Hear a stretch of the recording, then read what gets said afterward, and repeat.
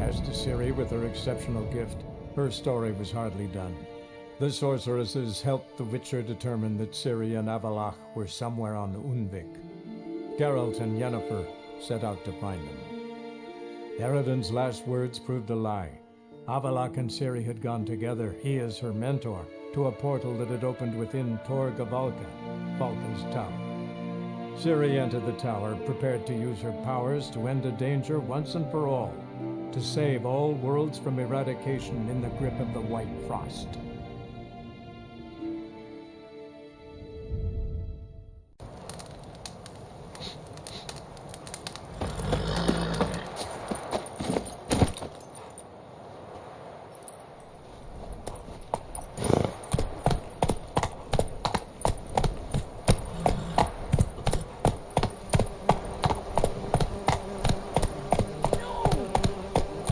Take it easy.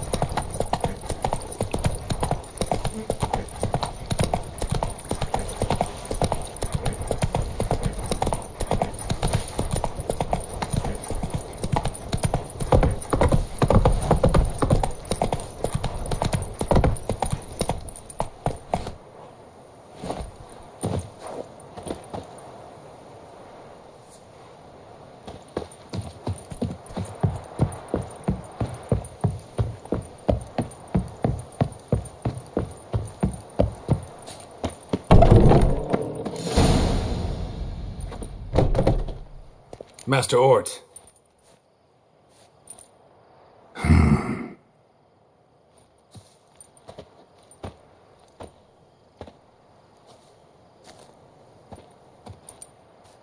Probably got held back.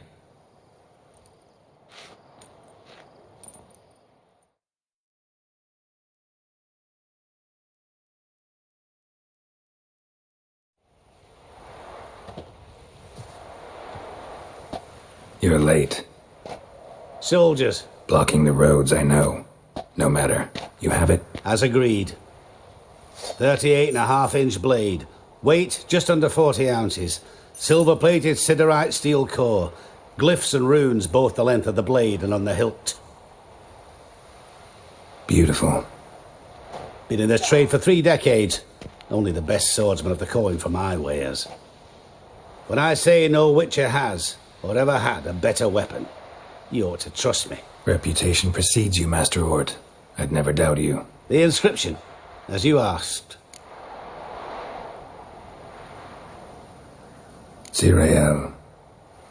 Swallow. Classic Elder Speech runes, no styling, simple and precise. May I? It is yours. If you'd like to test it, have my lackeys put out a training dummy.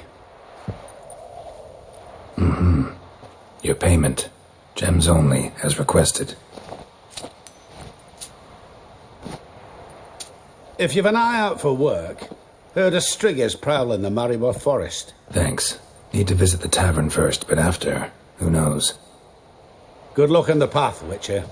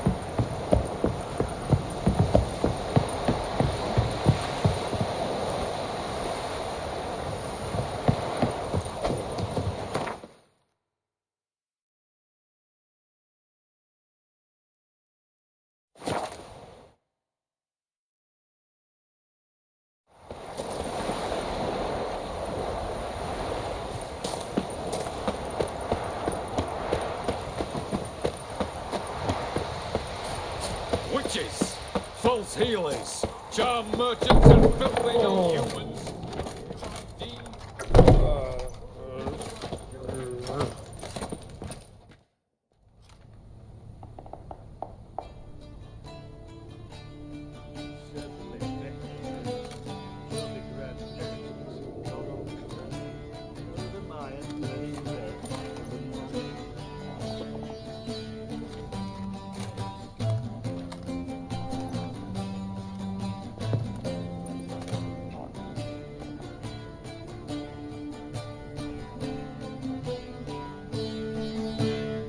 Is it done?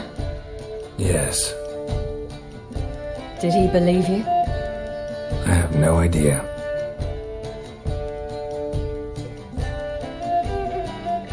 For the cockatrice. And we've a new contract. It won't pay much, but I think it worth the toil. You've been busy.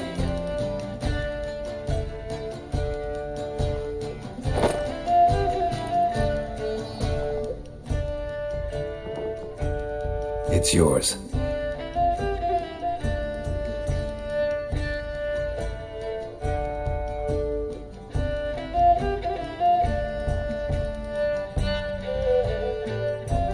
A witch's sword.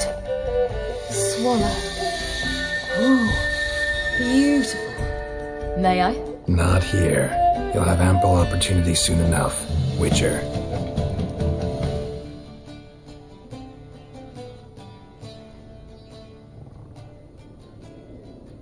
Let's try it out then.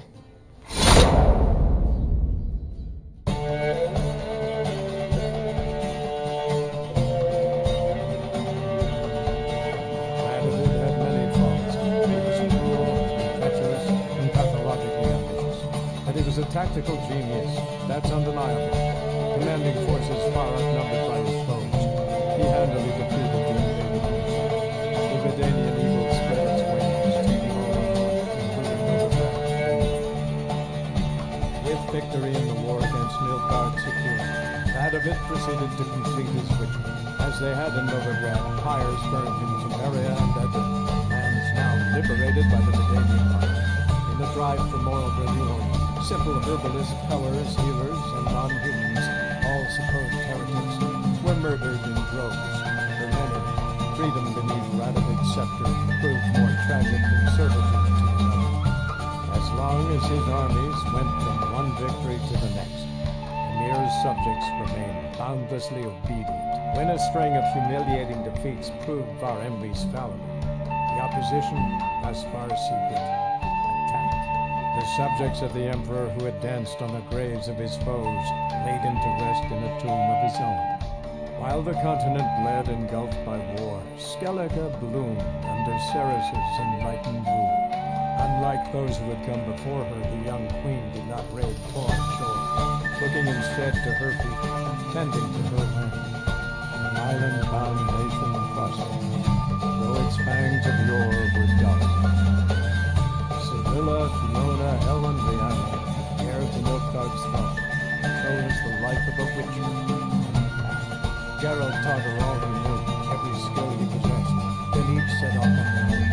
Soon word of the ashen-haired witcheress spread throughout the north, from the Yaruga to the mountains of Kovir.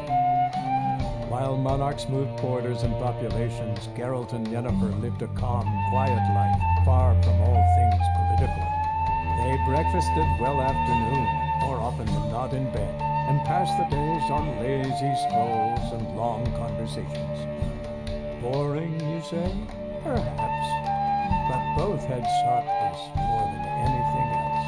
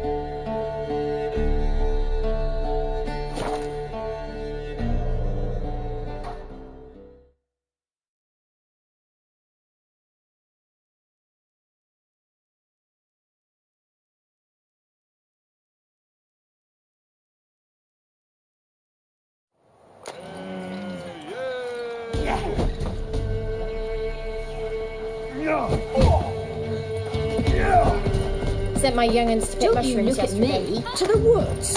Alone. You know how it is. I've too many mouths to feed. Ice encased his armor, like winter on a glass pane. His eyes glowed like embers in a fire. He leaned o'er me and whispered, "Boom! Trusty arms for up." Show me your wares.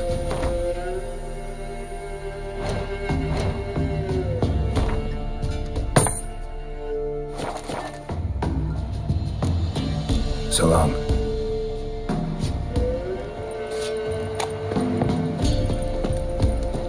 Will you go with me to the shrine? Master the trade and keeps the hunger at bay.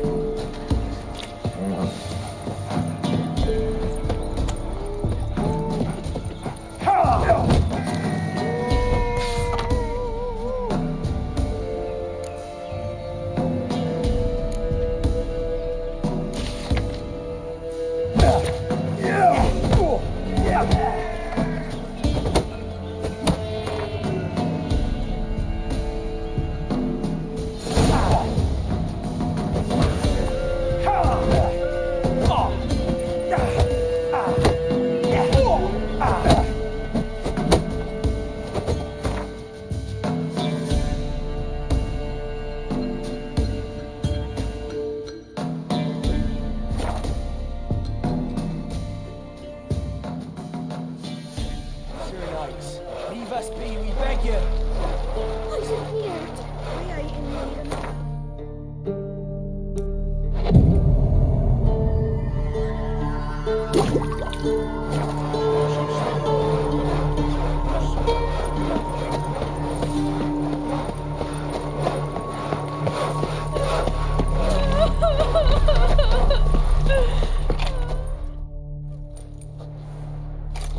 Geralt of Rivia.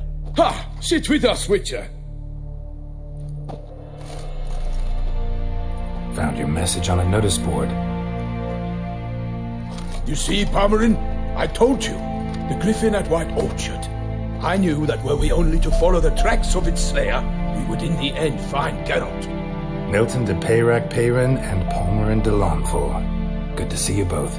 Been years. Be assured, we share your joy. You must forgive us our, surroundings. When we pledged to place the village under our protection, the village elder gave us this hut as our lodgings. He swore it is the best hut in the village. Get involved in some squabble? We discovered that in retreating, the Redanian garrison had left this land's tillers at the mercy of numerous plagues. A tyranny of bandits, the most onerous among them. These plunderers shall soon descend on this village to collect tribute. Milton and I will dissuade them. We are both sworn to fight injustice and oppression wherever they rear their heads. The matter does not concern you, of course, but do us the kindness of waiting. Once we have dealt with these marauders, we have a matter we must present to you.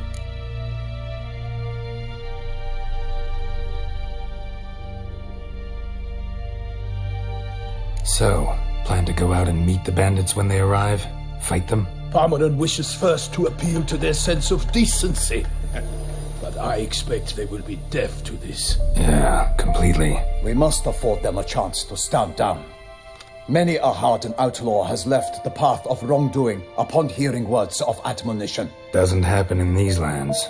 Ever. If they do not heed my reprimand, we at least will know we have done all within our means to evade bloodshed. Fine. Naturally, I'll help when Palmerin's rhetoric falls on deaf ears. Excellent. Then we've but to wait for the rogues to arrive.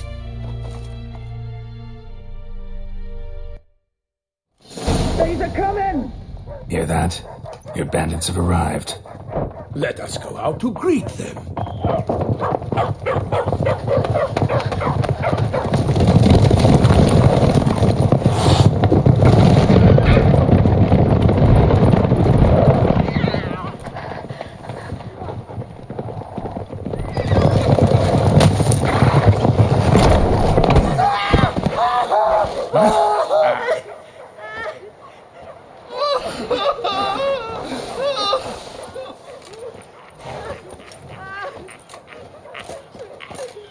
Hark, contemptible curs!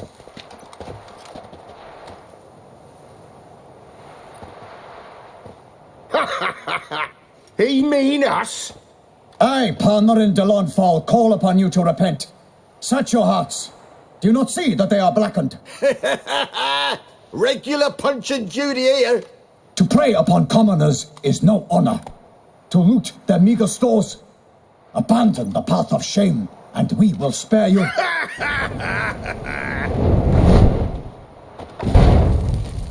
Right good jest, that. Had us a laugh. Now, fuck off before we lose our patience and you lose something else. Nay, wait, Zorg. These lads are lark.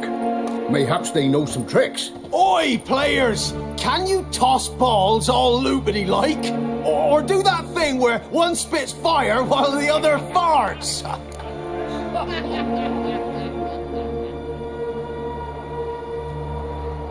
Noble Palmerin's giving you a chance. Now I'm gonna give you some advice.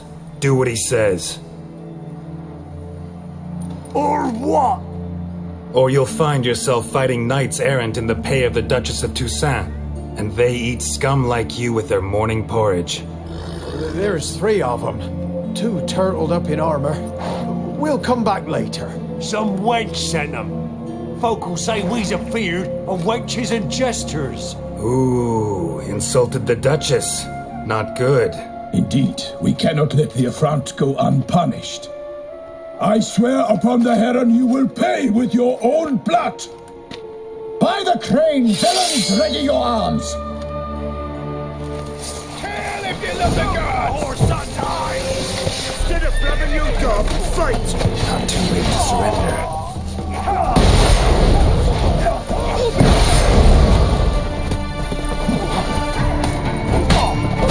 Go, fucker! Defend yourself, scoundrel!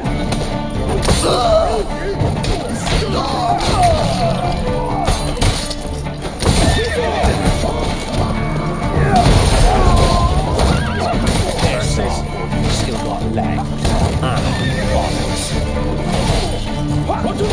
Don't let him catch his breath! He's yours!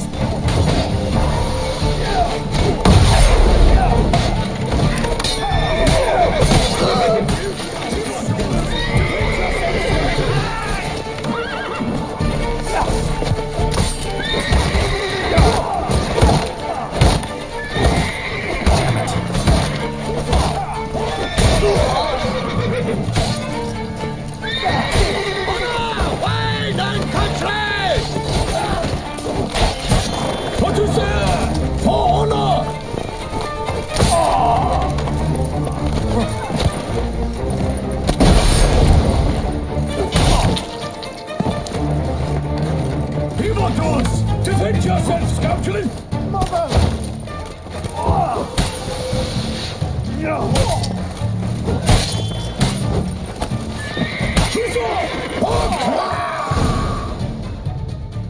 Why do they not emerge? It is over. We have banished the scoundrels, lifted oppression's yoke from their lives. Warned you it'd be like this. Fear you as much as they did the bandits now.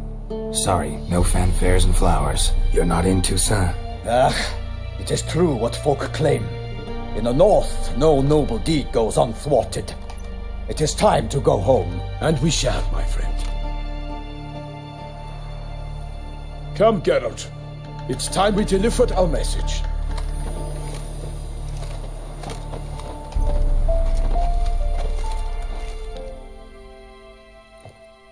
So fess up. What brings you such a long way? We are to deliver Her Grace the Duchess's message in full, with all due ceremony. For tradition is sacred in Toussaint. All right, fine.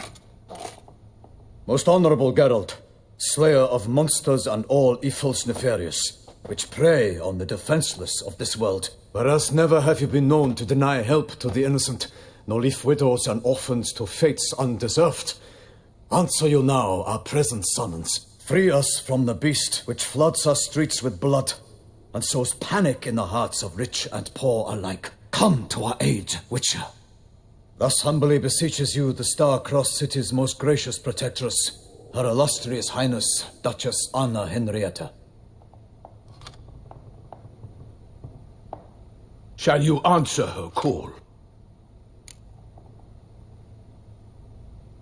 Might be the most fervent request that I take a contract ever, and the most polite. And now we've got all that behind us. I want to hear more about this beast. Some kind of monster? Just guessing. Most assuredly, though no one has caught a good look at it as yet. Our only sure witnesses, the bodies massacred in a brutal, horrid manner. Look, some sketches drafted from descriptions given by those who claim they glimpsed the beast. Each quite different. To my mind, these witnesses lie. How many victims so far? 2. When Her Grace learnt of the second, she discharged us immediately to fetch you, promising grants of land and fortunes in gold, should you answer her summons. An ill wind blows, Geralt. The beast cannot be tracked. Folks say it wields black magic. Also, both victims were nobly born, and the start of a tourney draws near. I sometimes think back to all the contracts I've ever taken from sovereigns. Can't name hardly any where I came out ahead. You cannot be thinking to refuse. No. Just struck by a thought. How the Duchess can sometimes be... demanding. So you accept the contract? Excellent! We must set off at once. We long wanted this land searching for you. Yet time is of the essence. Ready to go, soon as you're packed. Then post haste to Toussaint. To Toussaint!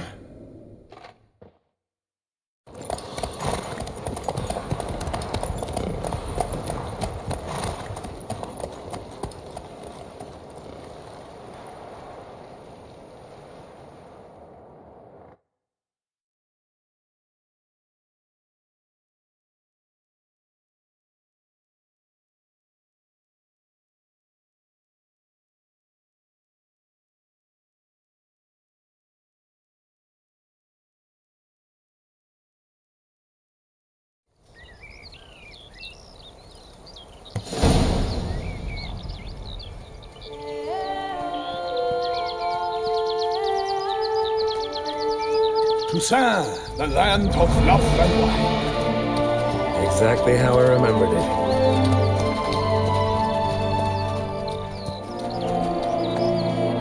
You will find Beauclair has changed some these past years. Walk about when you have the chance. You will see for yourself.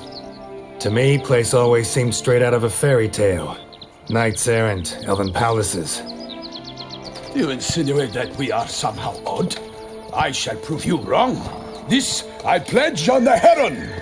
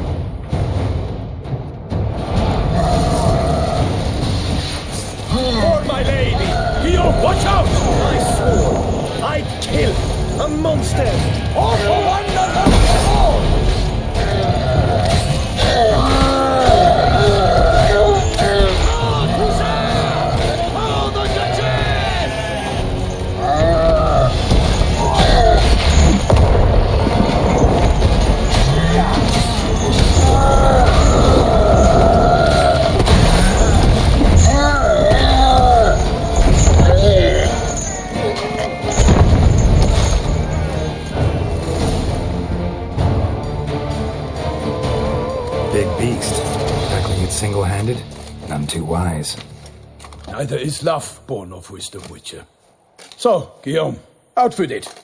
Which fair damsel inspired you to vow to kill that filth? The most beautiful among them. If he wishes to guard her name a secret, he need not reveal it. You I do not know, sir, nor seem you a knight, yet still I am profoundly grateful, nay, indebted to you for your succor. This trophy, sir, is yours. I'll take the trophy, why not? Could find someone who'll pay to buy it. Put up a good fight against the giant. Got experience battling monsters? None. In Toussaint we mostly chase bandits, but I vowed I'd bring my heart's champion the head of a monstrosity, as the famed Gottfried, known as the Giant Killer, did. You don't mean to hunt the beast, I hope. The matter's best left to Geralt. Another challenge awaits me. Yet if Geralt is to hunt the beast, he ought to know. It struck again. The river surrendered a corpse. It washed up in the meander by the cockatrice. Damien de la Tour's guardsmen are there already, securing the area. Securing the area? Better go there now before they trample any tracks, manhandle any evidence. Set forth, then. I shall ride for the city to inform her gracious magnificence that Geralt has arrived. We'll meet later, near Guillaume's tent at the tourney grounds. I shall take you then to see her grace.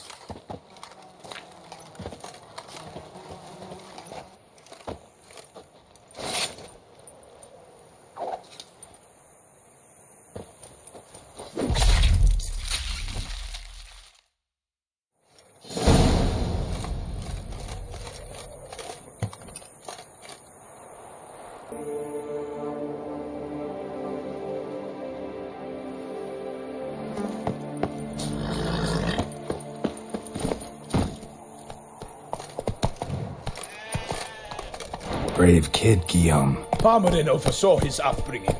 Guillaume is his kin. That's it, Roach.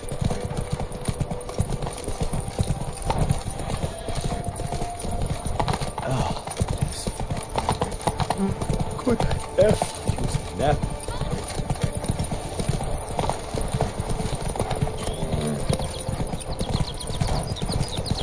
Can't get used to the way you knights talk, especially how you switch back and forth between flowery and, well, near normal. We are knights errant, in the service of her gracious magnificence. When we appear in her name or speak on her behalf, we are bound by tradition.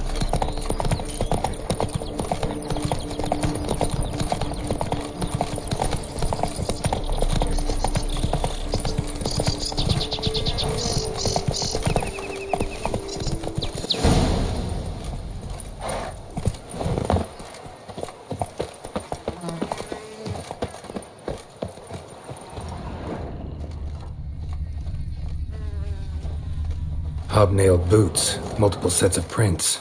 Ducal guard, clearly. Let's see where they went.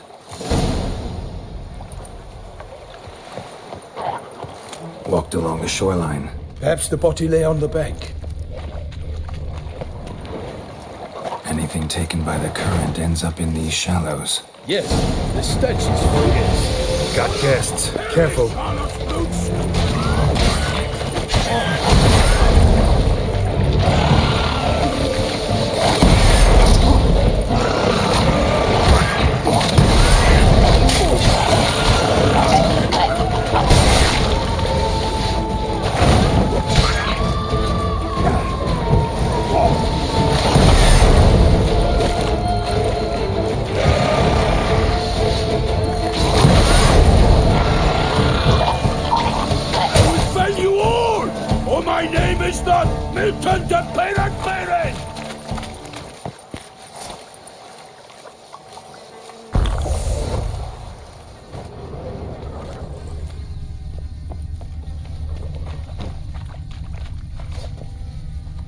Blood. Guardsmen pulled these nets out of the water, then cut the mutilated body free. Gonna dive in, make sure they didn't miss anything.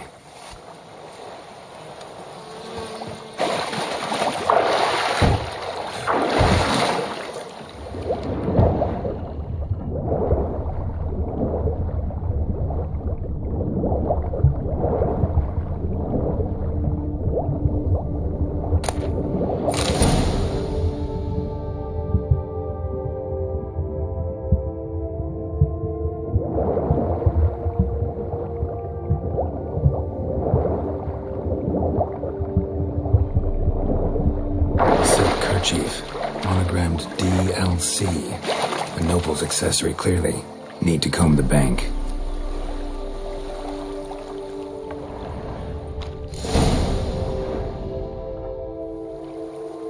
Look, a boat was launched here.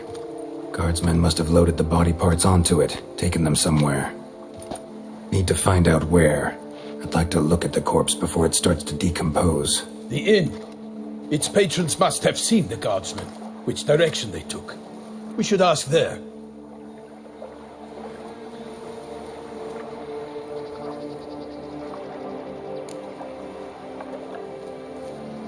One thing. Found a handkerchief in the water. Monogrammed DLC. Mean anything to you? Delacroix? It cannot be. Was it he the beast slew? Seems so. Knew him well? Long past. We were close friends once, but our paths diverged. He was a man of extremes, standing by his companions, no matter the odds. Fighting his foes to the bitter end. Foes? You have a lot of them? He did. But I do not see what that has to do with the beast. Ah, Geralt, you've struck a raw nerve. Memories of a time long past, to which I'd rather not return now. I understand. We can talk later. Let's go to the tavern. I shall have to leave you soon. Return to court. Barely got back to Toussaint. A knight in the service of Her Illustrious Highness knows no rest. In fact, I'd feared I would return too late to fulfill my duty. Yet it seems I've arrived in the nick of time.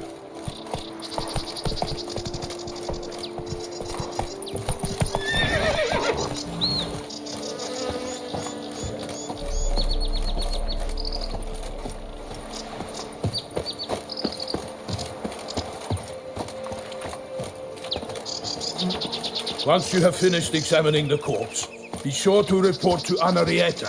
Henrietta? Her Grace, the Duchess. I forget myself at times. We address each other by our first names in private. Never in Pomred's presence, however. He finds such familiarity. A watering hole for traders, smugglers, boatmen. But you will find no better crayfish chowder in all Toussaint. Her Grace summoned from the north. Killer from the north, they say. What? With no lads brave enough? Of course we have. But bravery's not enough against the beast. To be born in Toussaint is to be born under a lucky star. That calls for a witcher.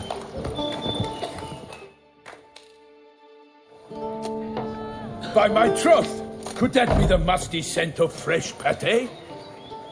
Naught else, Sir de Peyrac-Peyran. I see time has not dulled your senses. We would be honored if you would join us. Your companion as well. But why do I not detect even a whiff of crayfish chowder? No soup today, on account of there being no crayfish. I reckon you've not heard, but all I got was a corpse. I awoke at the crack of dawn, as I do each day, but when I looked up, I beheld a blood-red sky. This corpse is precisely why we're here. For the man whom you've invited to join you at the table was summoned from a far-off land by her gracious magnificence. He is tasked with tracking and killing the beast. We invited two men to join us, yet since Sir de Peyrac-Peyran in temperament is more akin to hare than hound, I surmise the other is the hunter. With whom do we have the pleasure?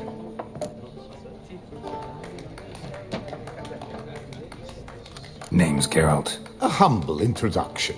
You've clearly not tarried long with Sir de Peyrac-Peyran. Spare us the petty insults.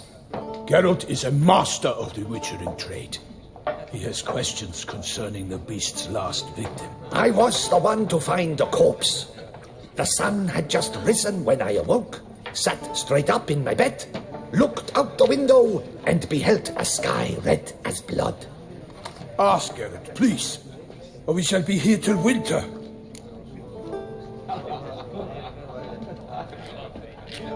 Need to examine the body.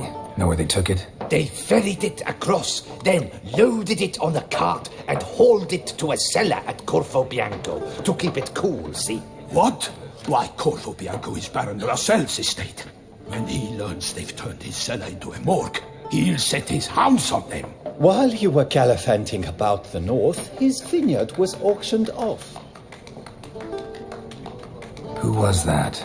Woman who just left. Didn't see her before. Didn't notice her walk in either. Doubtless Linnis, the innkeep's daughter. But hold, Geralt, because this is an outrage. Rossel's vineyard was auctioned off? Inconceivable. It is no secret the Baron had gambling debts up to his ears. It finally came time to collect. His creditors auctioned off his property. The Ducal Chancellery bought it, in fact. Rossel now bunks with his brother in Vicofaro. I told Rossel he'd get his comeuppance. How long can one draw on past heroics? His creditors must finally have defined that his promises meant nothing. Such are the times. Today's knights are pale shadows of the heroes of yore. It's true what they say. God sent the beast to punish us for straying from the old paths. Thanks for the hospitality. Time I examined the corpse. Corvo Bianco lies a short way from here, near the tourney grounds. Just follow the road and you'll arrive. Not coming with? Oh yeah, duty of some sort calls. Some sort? Her Grace bestowed a great honor on me, even before we departed for Velen. I'm to play the hare during this year's game in the palace gardens.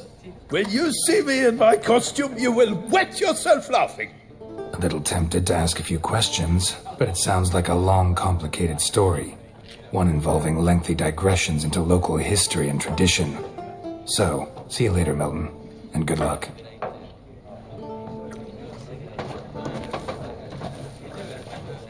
I've heard of you.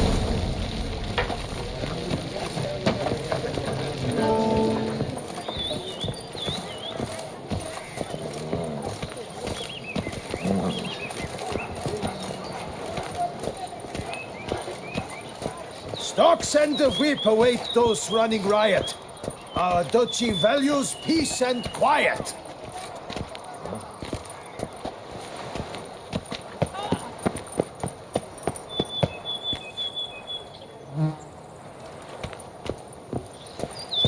Long live Duchessa Anna Henrietta.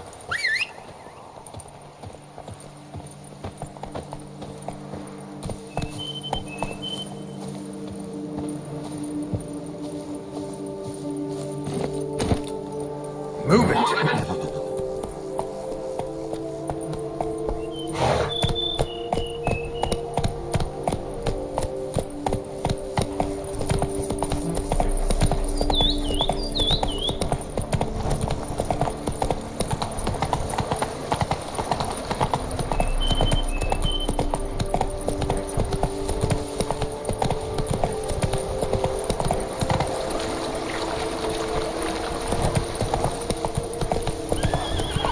Sounds of a fight.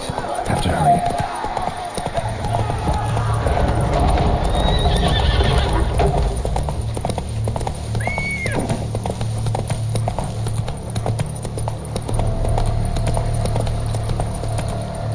Giddy up.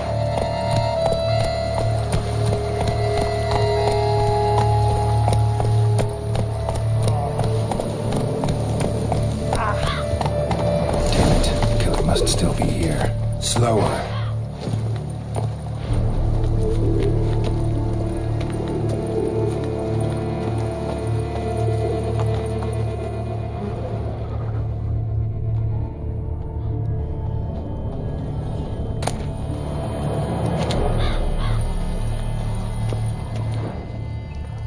Throat torn open by man-like jaws.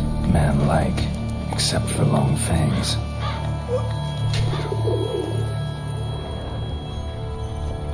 Killed with a single blow.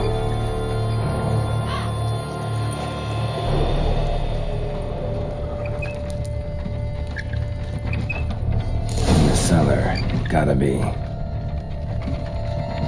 Attacker had no trouble knocking over the cart.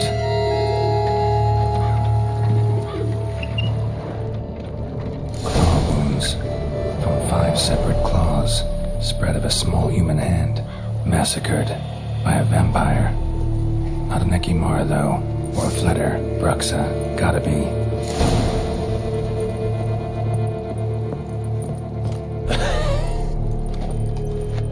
footprints. Small, bare feet lead deeper into the cellar. Hurled against the wall with great force.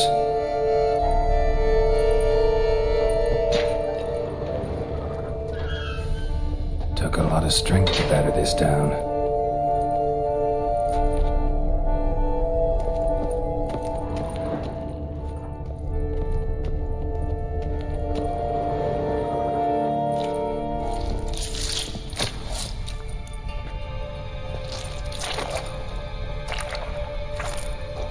You.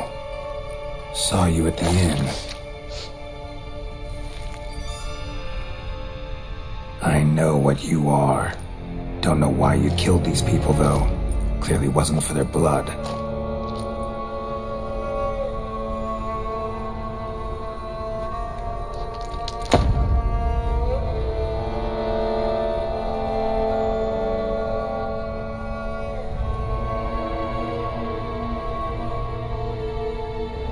We don't have to fight.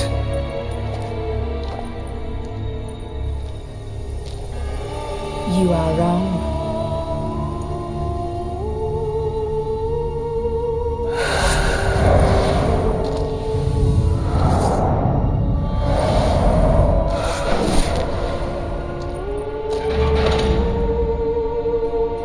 I cannot let you leave.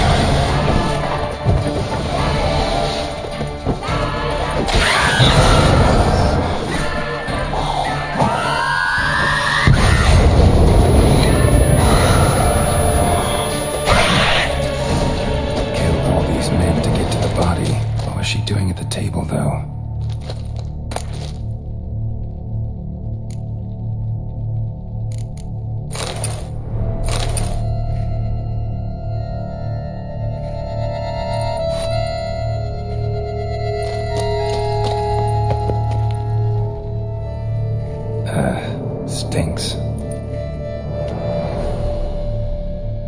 Waterlogged. Both hands amputated.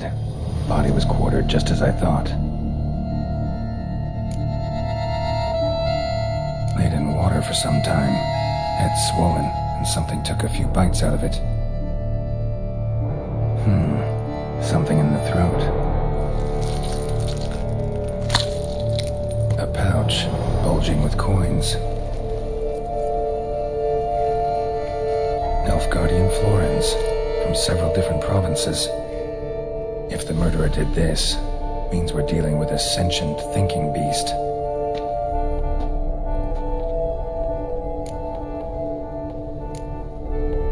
Body was chopped up after death.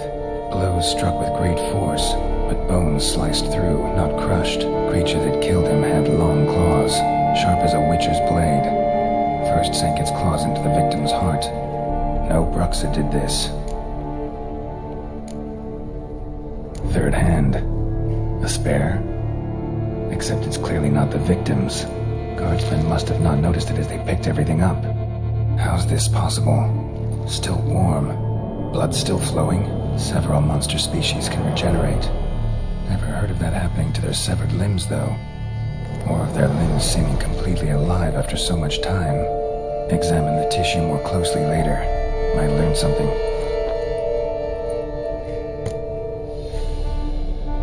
So, murderer was clearly a monster, but not a Bruxa. But then why'd the Bruxa come here for the severed hand? And who does the hand belong to? Why the hell's it still warm? Now, pouch shoved down the victim's throat. What's the significance? Why was he chopped up into pieces? Lots of questions, no answers so far. Need to know about the other victims. I'll ask Palmerin to get me in to see the Duchess.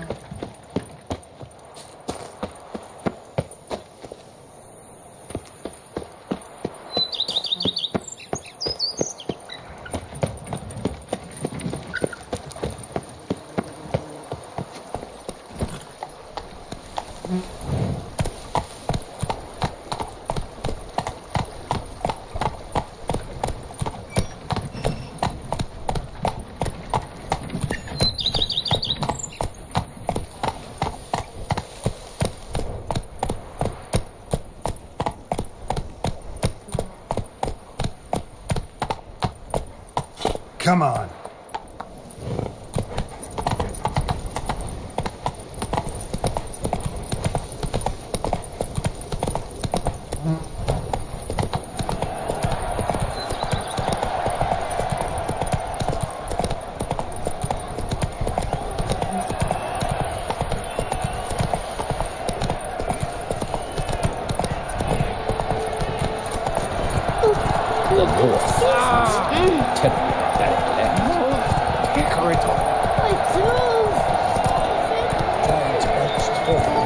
Come on.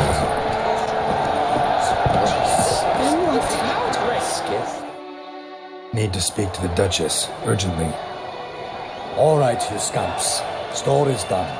Go find your parents. But the Palmerin, what about the story of Rittik and the dragon? Our tales for another time. But take a good look at the man who stands before you now. This is Geralt of Rivia, the master witcher who lent his valiant hand to the defeat of the giant Goliath. Master Witcher, is it true virtue always trumps villainy?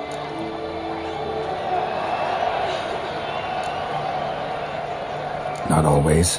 Could go either way. Sometimes virtue wins, sometimes villainy gets the upper hand. Still worth being good. But why? If it doesn't mean you'll win. Palmerin's story. Think back. A decent man attracts other good folk, makes friends he can count on. A rogue? Well, he can only count on other rogues. And who would you rather have for a friend? A man of virtue? I must agree. Now, that will do for questions.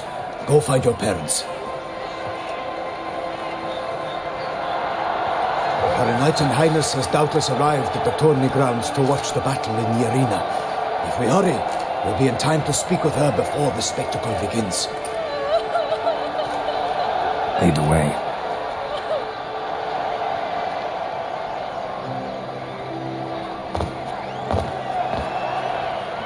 Who's fighting? Nilfgaardian gladiators? Close, but not quite. As you will soon see.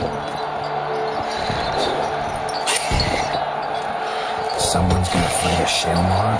With only some bells on its tail to confuse it, slow it down? Whatever is the problem? The beast is a gift from the Emperor, no less.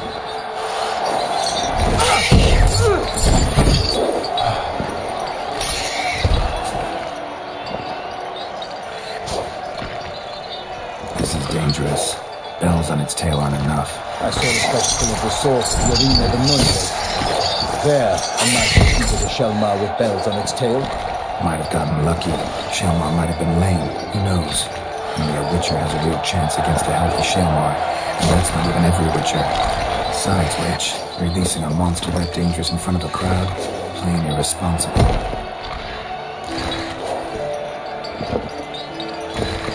Let's go.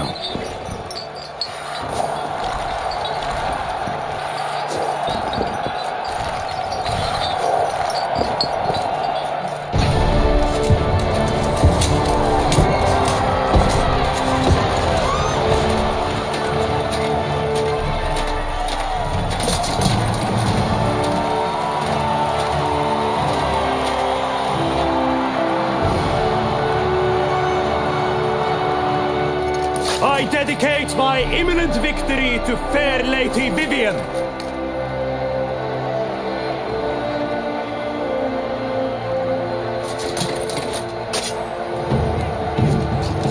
It's begun. The fight shall have to end first. We must wait.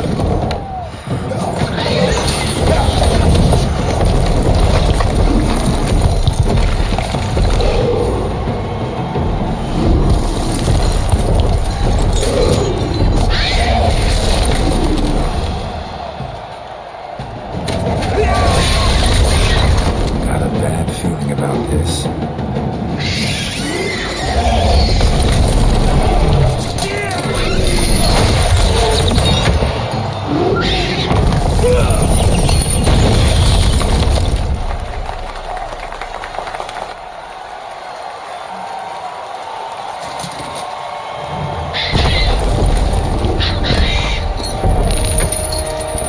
Damn it.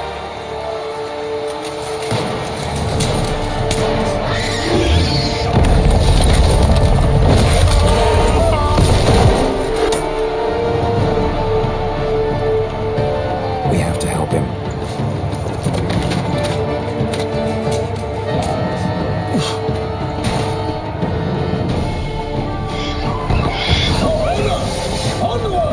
Gotta keep it down. Hears us. Alas, one the beast heaved its foul girth, let loose a roar, and knocked him to earth. And the Witcher, in one mighty bound, to give fight to the beast, its plans confound. Out breathed flame, and thus the Witcher's life was snuffed. All our hopes, alas, had turned to dust. Drink up the ocean, and set fire to the wood, for nothing in this dark will come to any good.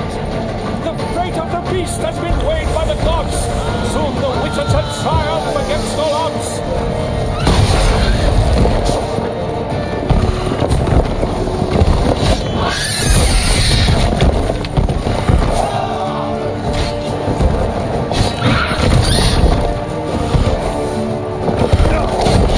Bastard.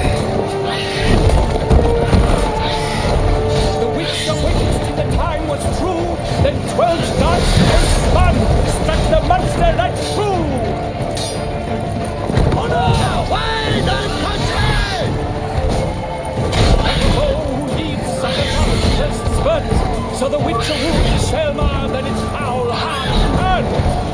Dodge died free paint, its razor strikes belly, Shelmar's cries ring aloud, blood transforms into jelly.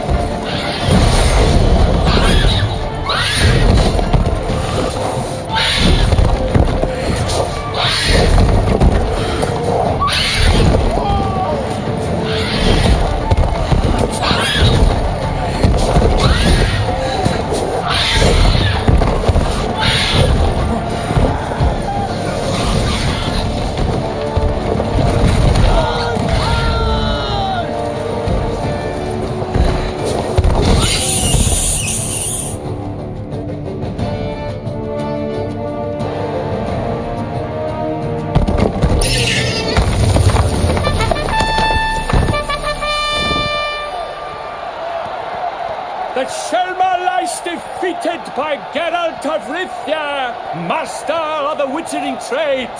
Behold, as the last gasps of life seep from the beast.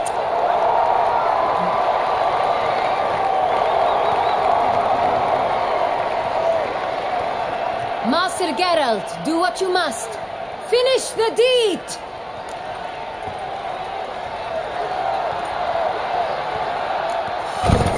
It's suffered enough.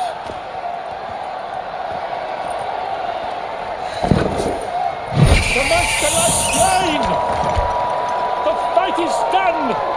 Praised be the victors!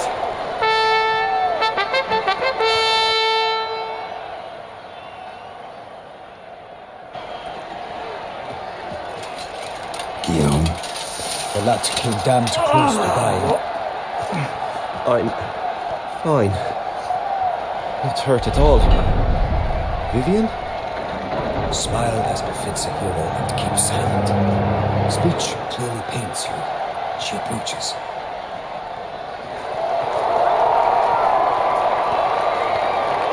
Geralt, we must talk. Vivian. You shall talk later, in the medic's tent. Geralt, magnificent, breathtaking. Your Grace. We knew that to summon you was a brilliant idea. We are delighted, ravished to have struck upon it. And I'm truly, honored. See to our young hero. Hop, hop. For we must make off with Geralt. We should talk. We had been long awaiting your arrival. Had nearly lost hope. Then suddenly, that entrance, so spectacular.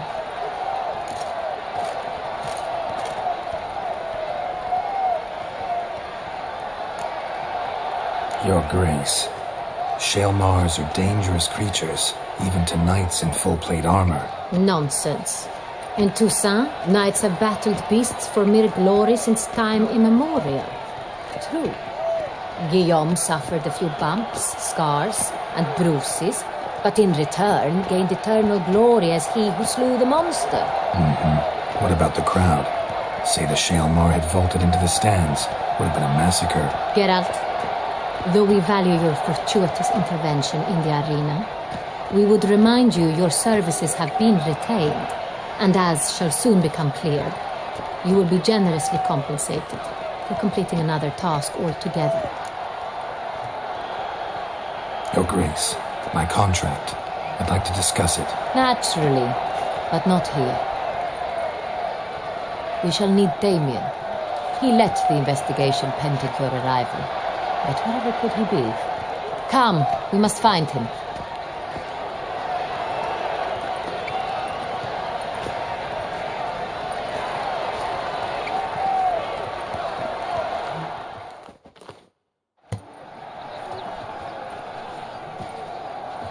Tell us, have you come alone?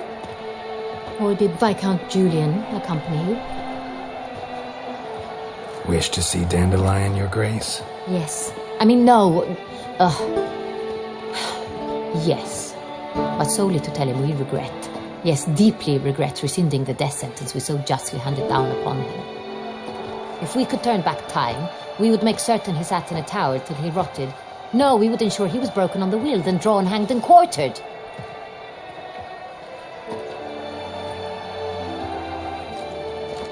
Ah, the very man we would entrust with these tasks. Damien de la Tour, captain of my personal guard.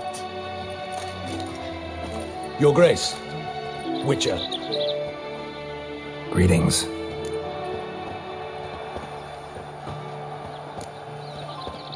Sorry to have to tell you, but the guardsman handling the last victim's body... I know already. The creature in the cellar of Corvo Bianco. Was it the beast? No, a bruxa, a kind of vampire. Not the beast, but tied to it in some way. You know this how? Through careful analysis of the evidence, both on the riverbank and at Corvo Bianco. Do you mean to insinuate the investigation thus far has been sloppy? Geralt insinuates nothing of the sort. We must listen to him attentively. I examined the body of the beast's last victim. Might have found something. Need to analyze it. A quiet place, that's what I could use most right now.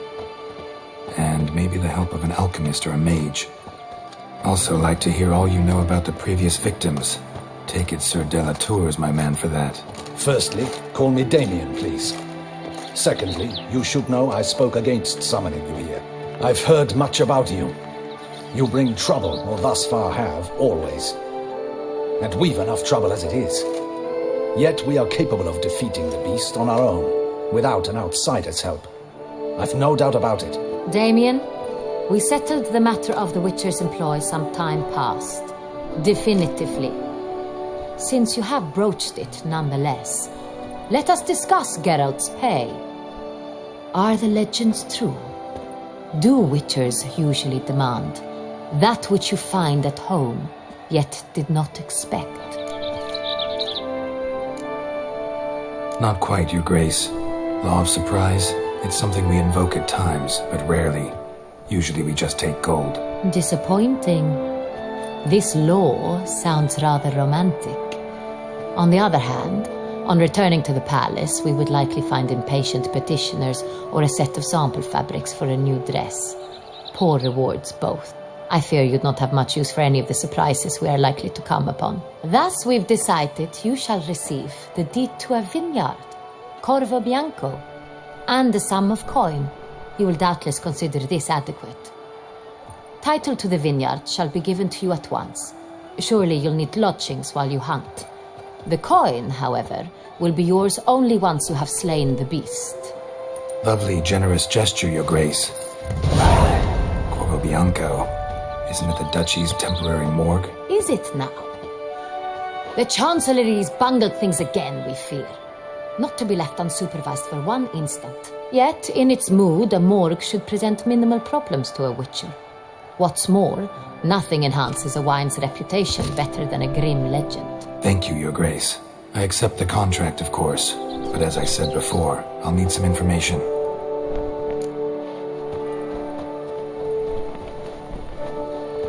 How'd it start? Who was the first victim? Crespi was the first to die. He was famed once for his many glorious tournament victories.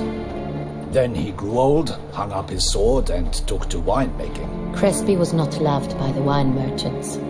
He was ruthless in business and thought to cheat many a time. He asked us for a dispensation from all court ceremonies. We did not grant it. We could not. Once you've taken the oath of a knight, you remain a knight till death. How'd he die? Where'd they find the body? Quite unusual, the circumstance.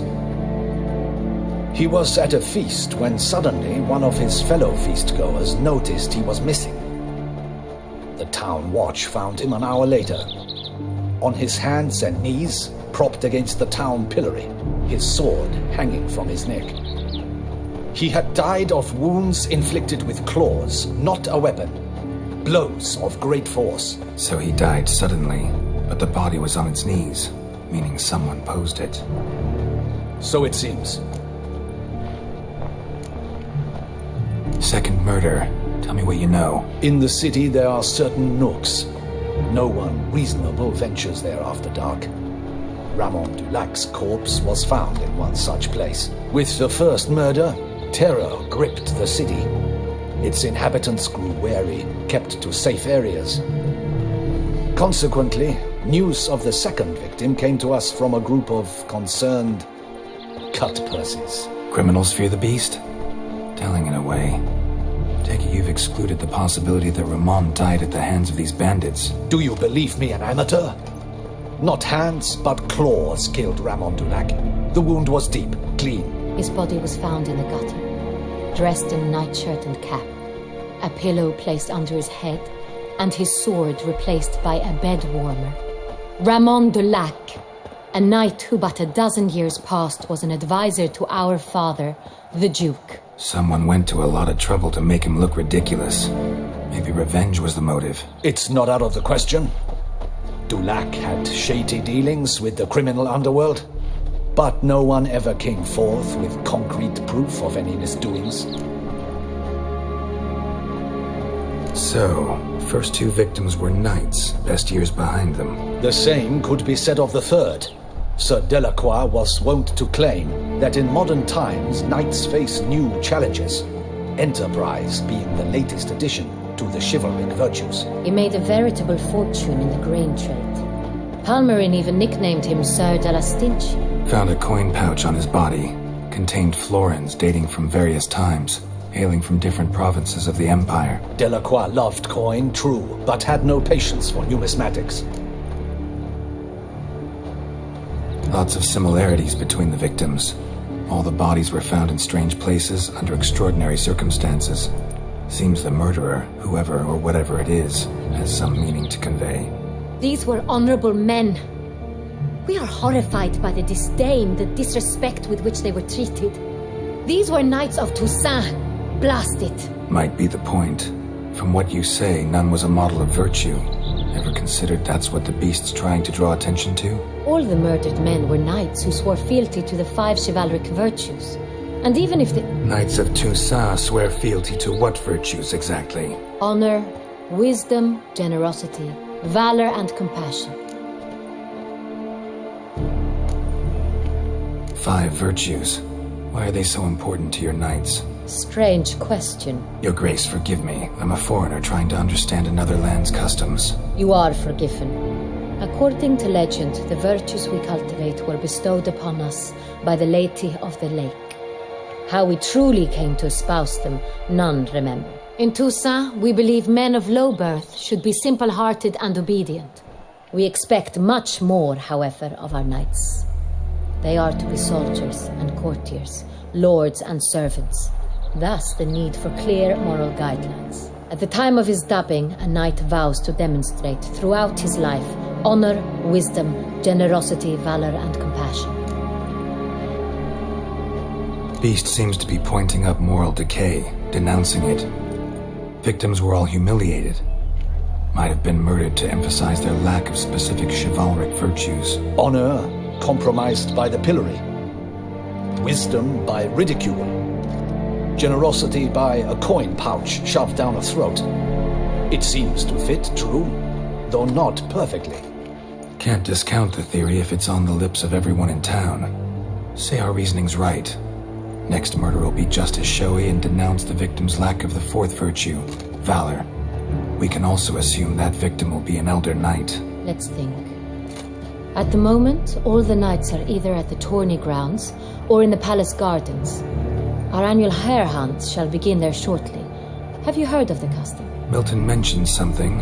Seemed excited to prance around in a bunny costume. Not sure why.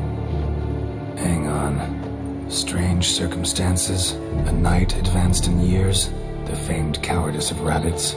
Could it be that simple? Is Milton de Peyrac-Peyren the next victim? Milton also knew Delacroix. Told me so down by the river. Damien! To me something so obvious. De Peyrac-Peyren, Crespi, Delacroix, and Delac formed a knightly team. It was years ago, but... They were a team? They were close friends, tightly knit, and as such earned the trust of our father, the Duke. We often witnessed him turn to them with delicate matters. Later, their paths diverged. Unlikely to be a coincidence. Beast must know it too. It's a lead, I'm sure. Your Grace, we need to find Milton, immediately. Rather problematic. You see, the garden entertainments are due to start, and he's disguised as the hare, hiding somewhere, waiting for some tipsy courtiers to find him. The hare's hiding place is a carefully guarded secret. We must call off the game, at once. First and foremost, we must remain calm. Damien, order the garden searched immediately, but discreetly. By no means can we disrupt the festivities. Panic will only incite the beast to strike sooner. And you, Witcher, follow me. My gardens, my night, I shall take the fall. A murder is out of the question. I will not allow it. Not near my palace. Horses! Ready our horses!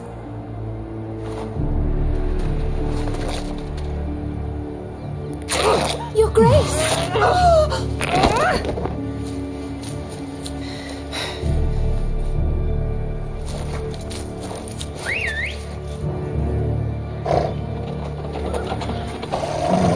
What the hell? Why, I said... Your Highness, Mind it doesn't get wrinkled.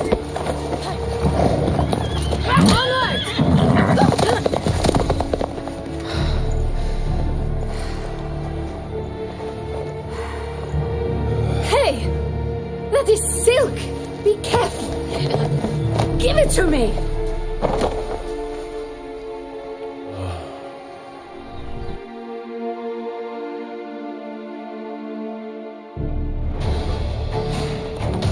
Faster, Geralt! Right like the wind! The strokes fell great. Your grace seems right at home in the saddle.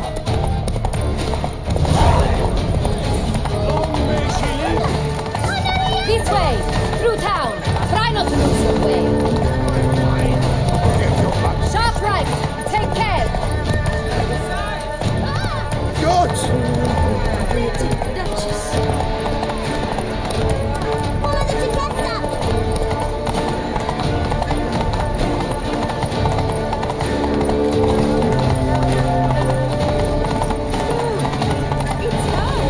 Clear a path! Clear the way, I said! Is this part of the game?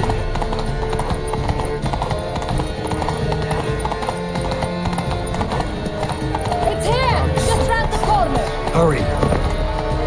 We must go to where the game is being held. The participants must find a unicorn's horn, a golden fish, and a phoenix egg. With these in hand, they can deduce where the hare, Milton, hides. Maybe we need to find those things too. We've no other option, but time is of the essence, so we shall have to break the rules. Attentions to the vantages. Parade about in turns.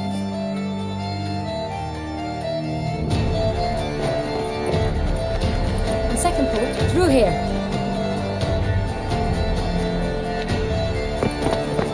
I shall show you where the hunt plays out. Then we will split up. You will get hold of the unicorn horn and the golden fish. But I nab the phoenix egg. That will be quickest.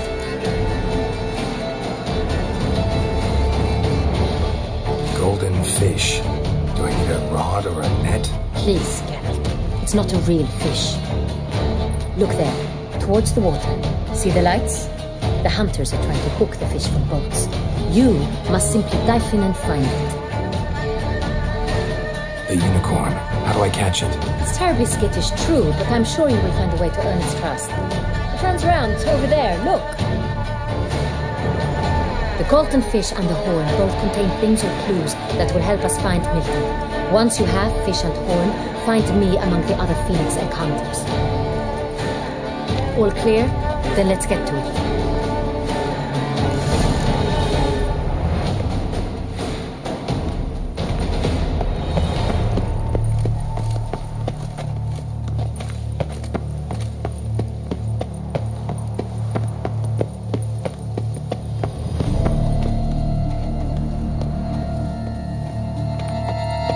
Fiorano of the 1290 vintage.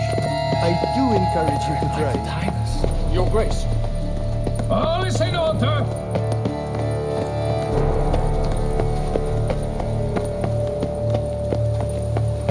Look! Your Highness. Night, bluff, and wine counsel no half-hearted. Look something black and white, that frightening grimace of your... Banquets and wine are rather suited for pleasant.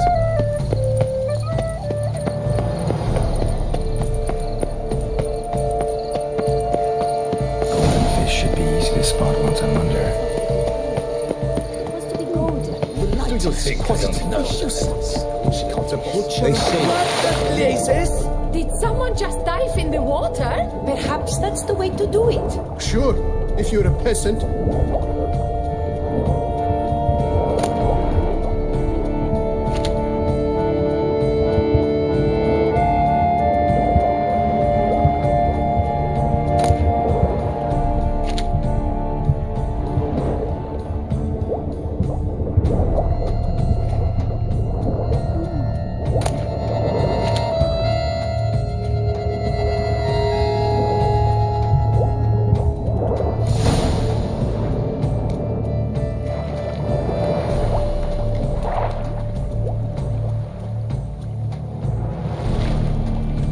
Hey, wait. Stop. It's important.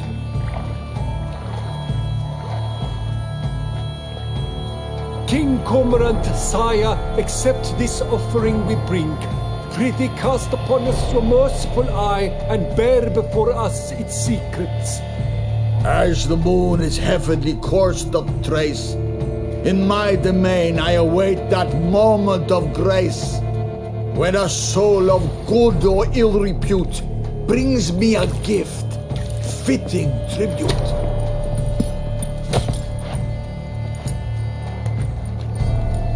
A key. Why, you bomb-botched wretch! He's ruined the game! Disgraceful.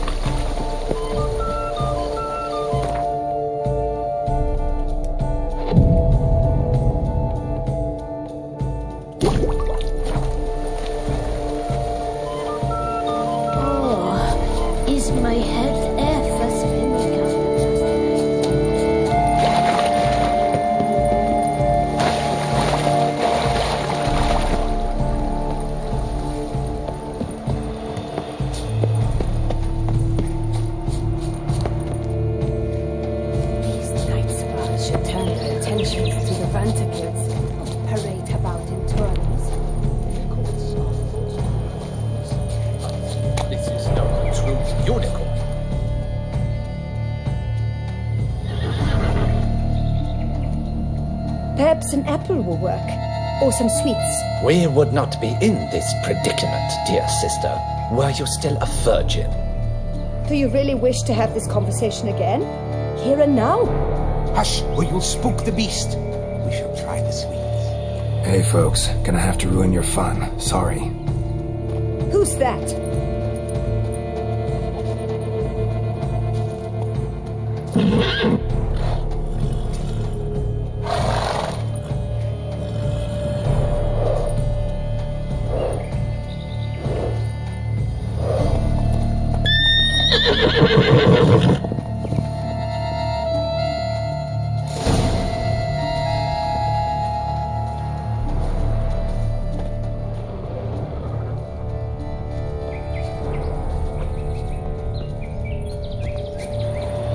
Cold game's not likely to tempt a unicorn.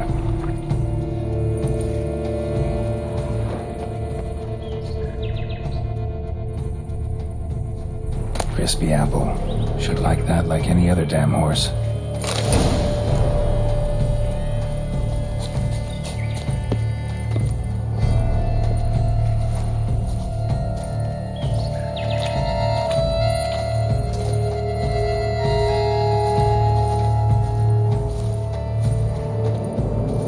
An apple. Yum yum.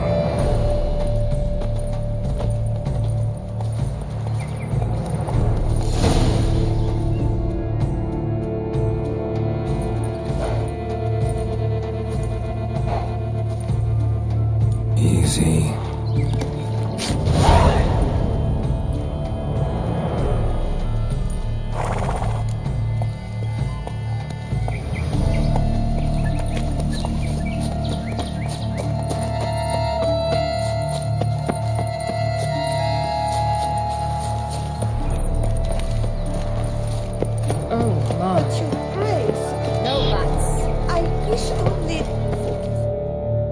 If you please, Your Grace. We do not please.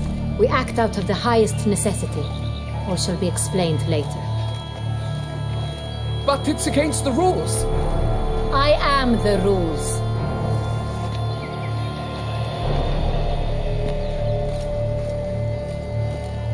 Geralt! At last.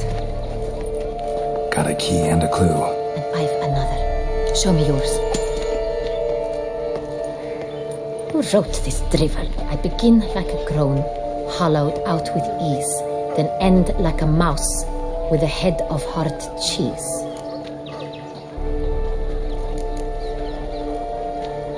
Let's see.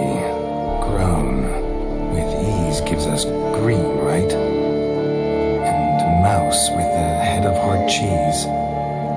Greenhouse? You're a genius.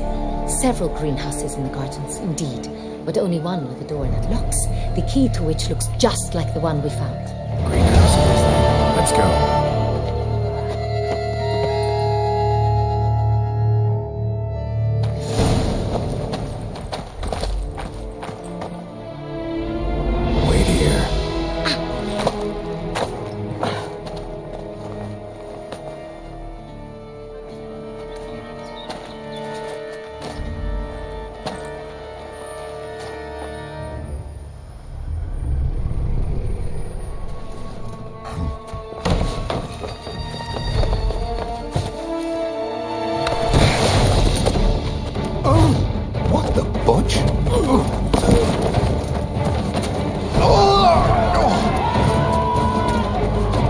What was that?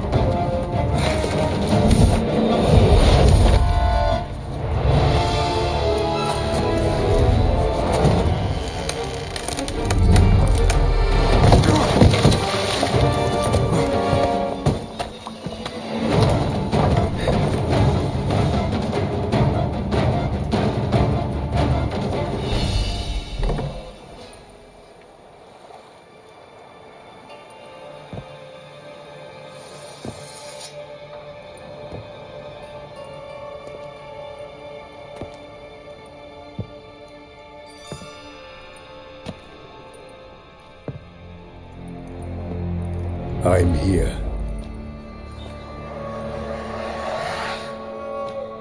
This belonged to you, maybe?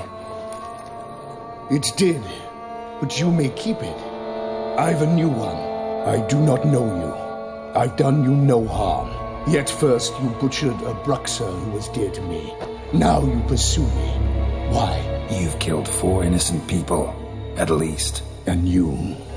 How many innocents have you cut down?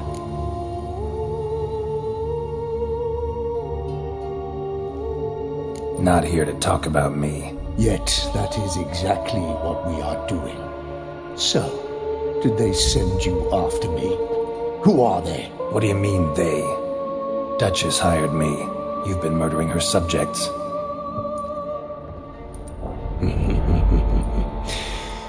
Is it as simple as that? I would ask you to convey to the Duchess that I've but one victim left, but you'll not get the chance.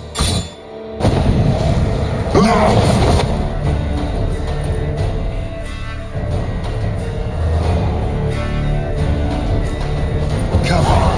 I won't let you kill again.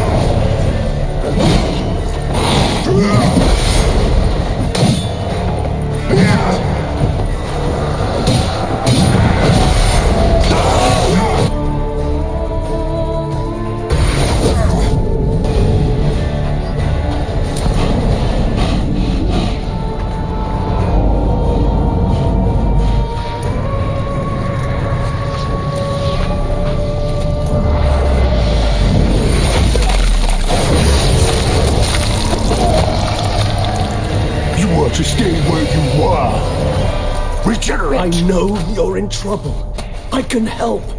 I'll help myself. No, he's my friend.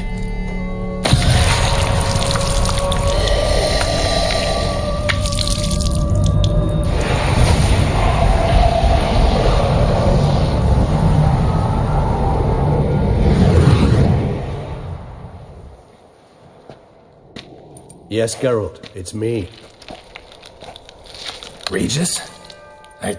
You alright? All is well. All's in order. Wounds such as these heal on vampires in moments. But we've not seen one another in ages, my friend. At least in human terms, that is. How's this even possible? Last I saw you... I was a bubbling, shapeless smear, having been rather spectacularly melted into a column of a certain castle. In somewhat better shape now, as you can see. Hardly peak form, mind you, but were I human, folk would think me a demigod, I dare say. I'm sorry. What happened? It was my fault. Never got a chance to apologize. No need, Geralt. Bygones. I did not have to join you on that expedition. No one twisted my arm.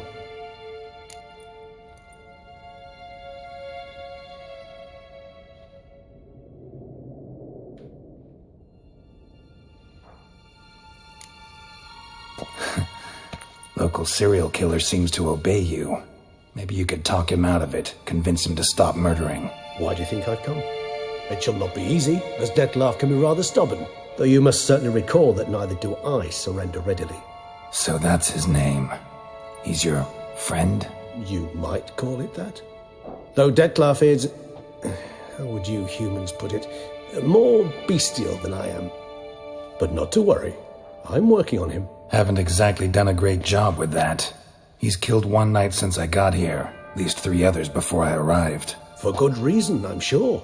Understand, Dettlaff is not some decadent shit who kills for sport, or to assuage a dryness of throat or a dullness of mood.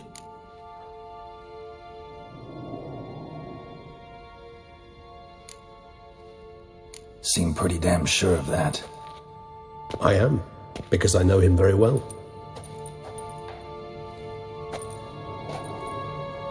Despite appearances to the contrary, you two are quite alike.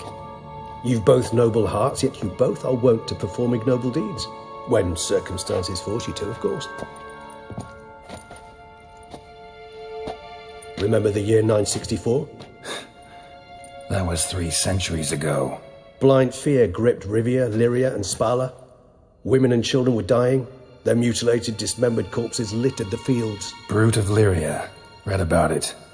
Chewed up almost 200, then fell to a common poacher supposedly armed with a dagger blessed by some prophet. It fell to Dettlaff, who then found a poacher asleep in the brush near his snares and dropped the fiend's corpse at his feet. And thus, a legend was born.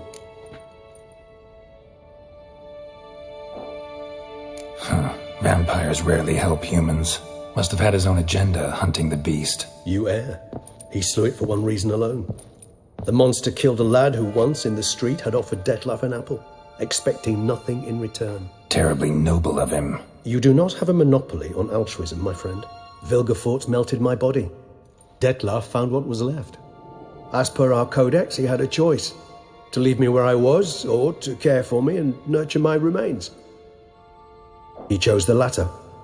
Regenerated me at no small expense in his own blood. Do you know what that means to a vampire? The gravity of the endeavor? Probably same thing it means to a human. You owe him your life. Much more than that. The act itself made us blood brethren. A bond so strong humans cannot even imagine. Which is why I know something ill is afoot. Always had an overdeveloped sense of empathy. Each vampire has a unique talent. One they hone over centuries. It's precisely what renders us so difficult to classify. Dettlaff's trump card is his herd instinct, his tribal propensity. In point of fact, he prefers the company of lesser vampires and shuns that of humans. If he walks among you, killing egregiously, it can only mean something's upset him, immensely.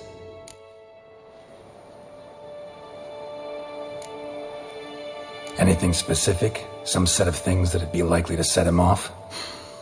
How should I say this? Dettlaff doesn't understand men, their world, its rules, its conventions. He's naive in a sense. He doesn't comprehend your games, knows not what it means to lie, deceive. Suggesting he's maladjusted and venting his rage. I'm suggesting maladjustment can at times breed conflict. But is it the case this time? I cannot say, but intend to find out. Gotta find him before something upsets him even more and all Beauclair is awash with blood. Well, we share a cause then, just like the old days. Not entirely. I mean, when I find him, you know. I know you've a contract on his head. Yet your true task is to stop the beast killing, not necessarily to kill the beast, am I right? All in all, sure. Let us find him. By the time we do, I hope I'll have convinced you Detlef is no monster. Fine, all right already. But for now, evidence is stacking up against him. Hear that? The posse. Knights must have tracked me here. I'd prefer they not find me here. I've makeshift quarters at Mère Lachaise Long Cemetery. We'll meet there. See you.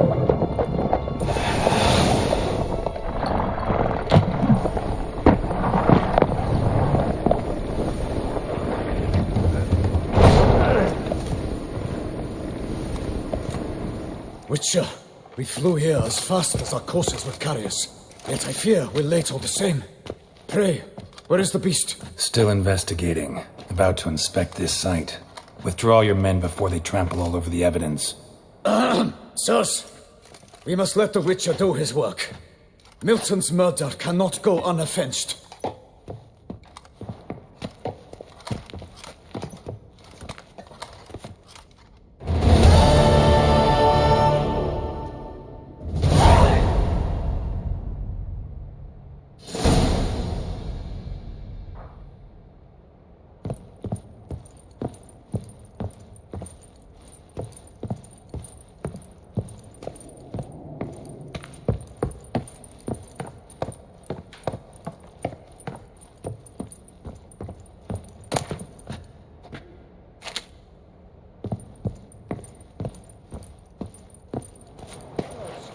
We must allow the Witcher to ply his trade.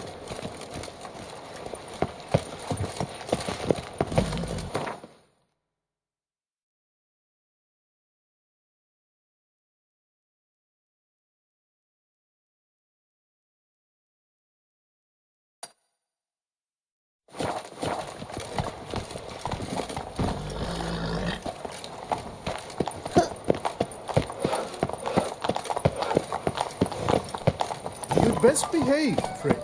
You're in Beauclair, see?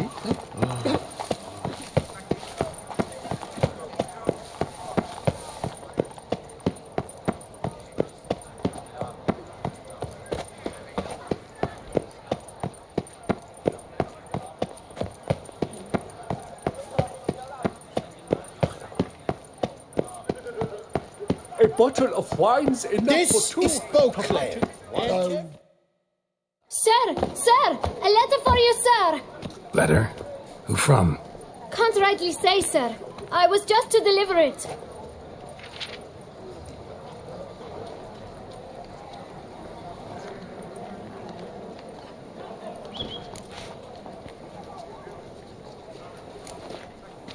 Here. And thanks. No, sir. Thank you. And I truly hope I'll be of service again. Dearest. I suspect weighty affairs, rather than merely the wine festival, have drawn you to Toussaint. Perhaps you'll find time to probe a certain matter in spite of this. I recently came across the mention of one Professor Moreau, a scholar in Beauclair, who conducted research into Witcher mutations. Though the details are rather murky, as is the location of the scholar's laboratory, his journal could contain more information. It lies buried with him in his tomb. I enclose a map I found in the book I happened upon. Though less than completely legible, I trust it will prove useful nonetheless. I felt this matter could prove of some importance to you, thus I dispatched this letter without delay. Whatever you decide, please take exceedingly good care of yourself. Your Yen. A professor who studied Witcher mutations. Might actually be worth looking into. Clairvoix, Her Most Gracious Duchess has hired a Witcher to get at the root of these murders. And where does Celestine?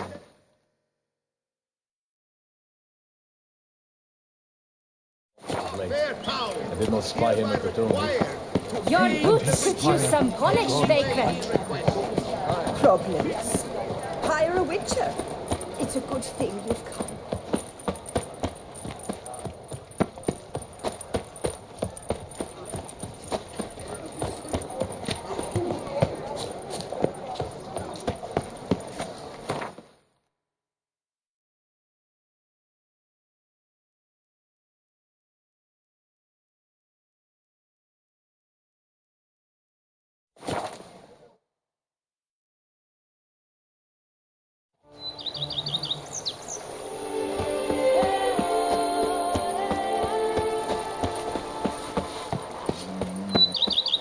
I once had a girl. You smell that? No, sir. Welcome home, sir. I am Barnabas Basil Fauti. By order of the Duchess, I shall serve you as Major Domo of Corfu Bianco. I previously served with distinction at the Nibli family manor and in Nazaire with Admiral Rompali, who, as you are certain to know, is an extraordinary, demanding gentleman. Whoa, Barnabas Basil. One thing you ought to know. I'm not your typical landed gentleman. Truth be told, this is the first real property I've ever owned. Oh, in that case, you must leave it all to me. I shall organize, see to everything, and whip the house into order. I dare say this place will soon be the most prosperous vineyard around. Great. Can already see I'm in good hands. Vineyard comes across as a place with a rich history. Know who owned it before me? Baron Rossel, who went bankrupt, forcing him to sell the estate to the Duchess. The Baron, in turn, had purchased it from Monsieur Bolius of the Headsman, a truly colourful man of Ketweni origin. He was actually a headsman? No, not him, but his great-great-great-great-grandfather. Indeed. Apparently, he was a common cutpurse who somehow secured for himself the post of ducal headsman in Beauclair. Went about his work with an exceptional penchant. They say he chopped off more heads than there are grapevines in the ducal vineyards. He never hesitated, not once. Never sliced unevenly, never botched a job. For his exemplary service, the Duke granted him a title and this estate. Monsieur Bolius, on the other hand, was an engineer in his younger years. Once retired, he settled here and took to producing wine. Sadly, misfortune struck and he lost his sense first of smell, then of taste. Additionally, he could not drink alcohol. His medic forbade it. Shame that. He gave up making wine? Not at all. He made even more of it. Began throwing wild balls to which he'd invite friends from far and wide in order to treat them to his wine and delight in the fact that at least someone could enjoy it. It's the sort of man he was, Monsieur Bolius. Mind giving me a little tour de Corvo Bianco? Not in the least. Follow me, please. I think it would be practical to begin on the hill.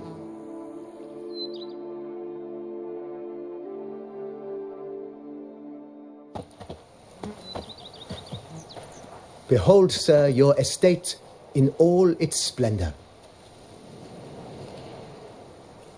Pretty vast. Indeed. And now, sir, allow me to show you a handful of interesting details. Follow me, please. Been a major domo all your life? Yes, I come from a long line of major domos. My father was a major domo, as was my grandfather before him, as was my great aunt. In fact, she was the one to start the tradition. Great aunt? A hard woman. It is said that already as a child, she knew where she was going and went there. When she arrived in Beauclair, she signed on as a chambermaid at one of the vineyards, then slowly worked her way up to major domo. She dragged the rest of the family up the same path. I'd rather be an eagle than a quail. Even a horse. The servants' quarters. I occupy the green home. With the Duchess's permission, I have hired a full staff. Their salaries to be paid from the ducal treasury. Nice of her. Not the most sightly part of the estate, I admit. But I think it's worthwhile for you as master of the domain to know where the help stays.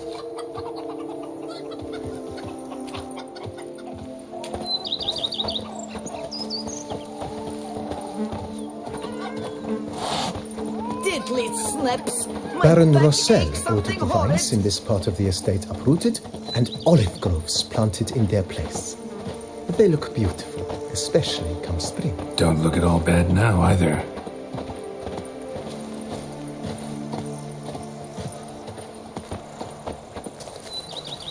Down below lies your vineyard, where we grow a strain of Carfanere, one of the world's oldest, aged in oak barrels. It provides for an exquisite wine with distinct blackberry, wild cherry, plum, and cinnamon notes. Marvelous. Have to try it one of these days.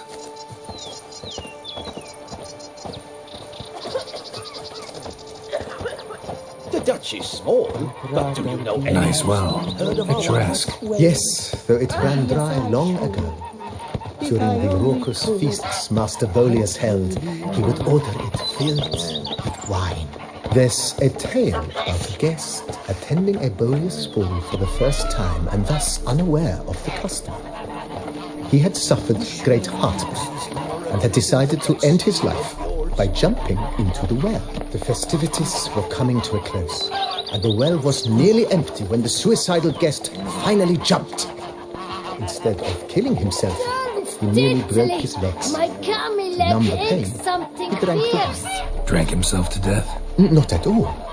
When found the next day, he had concluded he'd witnessed twin miracles. The water had been changed into wine, and he had survived. He retired to a monastery in the Dragon Mountains and began preaching the wisdoms of Lebioda.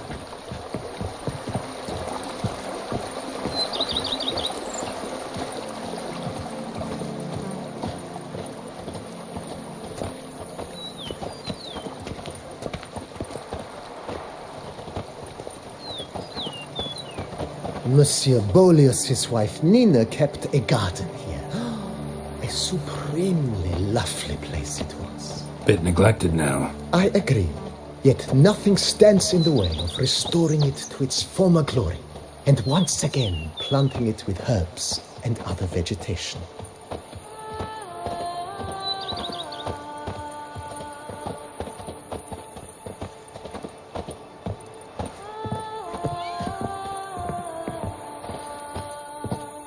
Madame Nina planted diminutive, delicate flowers and herbs here. One might say their aroma still hangs in the air. You're quite the romantic, Barnabas Basil.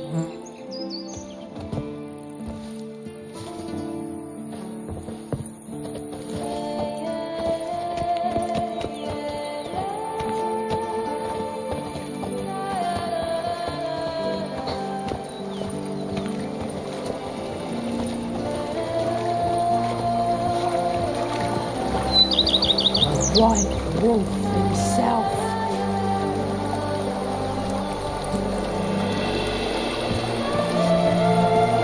White wolf himself. The Dutch is small, but do you know any who's not heard This of our served as an additional wine cellar in years of plentiful harvests. Bit of work and it'll make a fine stable for Roach.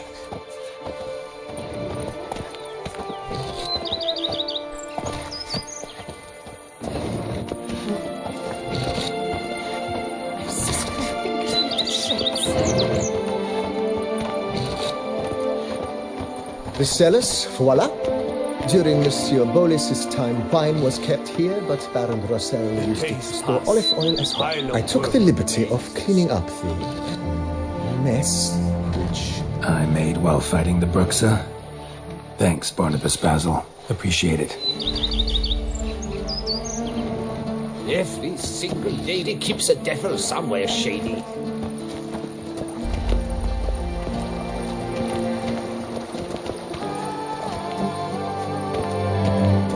As you can see, the facade is, how to put it, slightly stained. But one cannot deny it. It's certain sort of southern charm. True, though it could use a bit of subtle paint.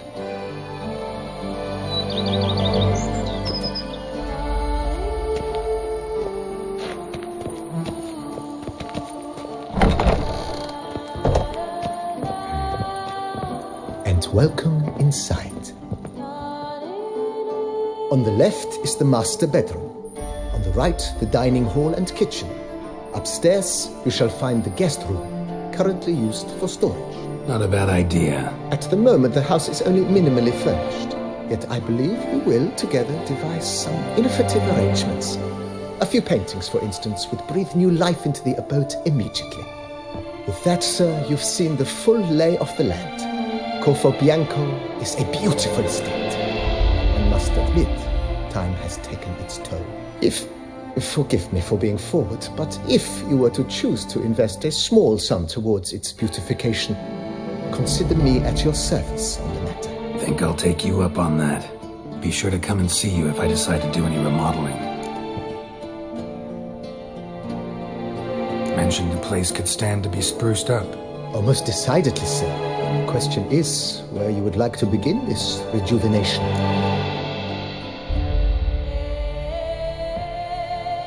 Been thinking about the outer walls.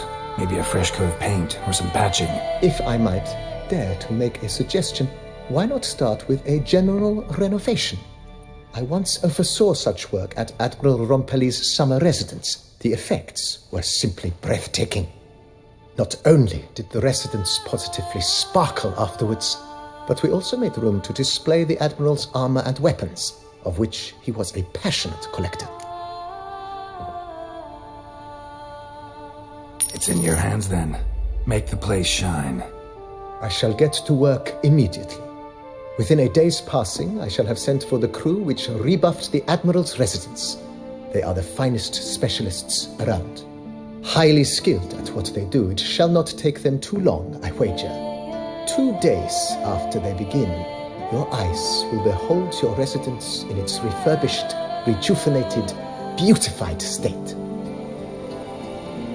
Is there anything else you require, sir? Got these spacious grounds. But maybe it's time to make them more useful. Oh, yes, we certainly should. The way I see things, given your trade, sir, you would be wise to put in a grindstone and an armorer's table. A good way to start things off, don't you think?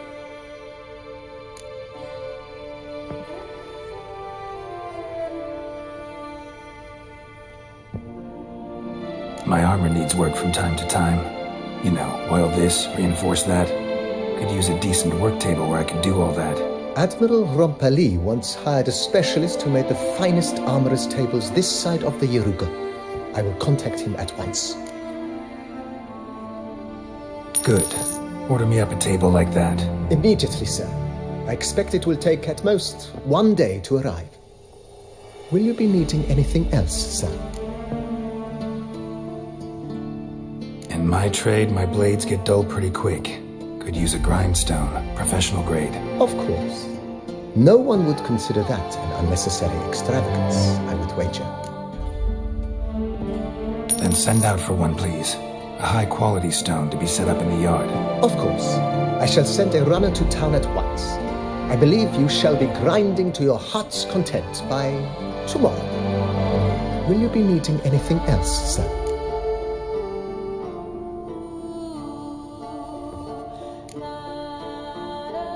That's all for now, BB. Thanks.